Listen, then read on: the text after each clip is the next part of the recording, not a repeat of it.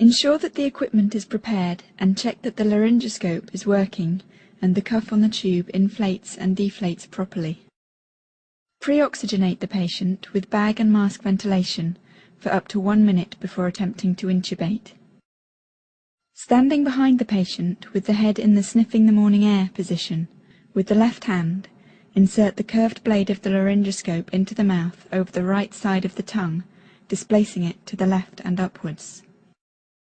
Advance the laryngoscope slightly until the tip of the epiglottis can be seen posterior to the back of the tongue.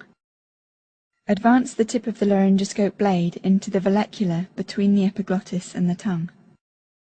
With the handle of the laryngoscope pointing away from you at 45 degrees, lift upwards and away to lift up the tongue and epiglottis to display the vocal cords and the laryngeal opening.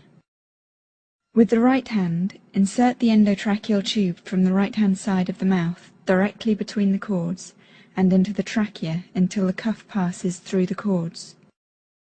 The markings on the tube at the incisors will show between 21 and 24 centimeters in the average-sized adult when the tube is in position.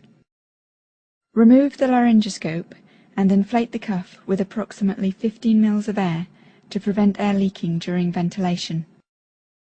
Attach the tube to the bag and valve apparatus and ventilate the patient with the oxygen flow on 12 to 15 liters per minute.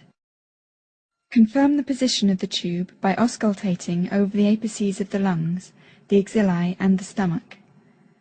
If it is not in the correct position, deflate the cuff and remove the tube.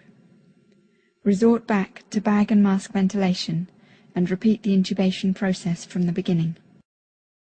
If the tube is in too far, the right lung will be ventilated only via the right main bronchus. If this occurs, deflate the cuff and withdraw the tube 2 to 3 centimeters. Re-inflate the cuff and recheck the position.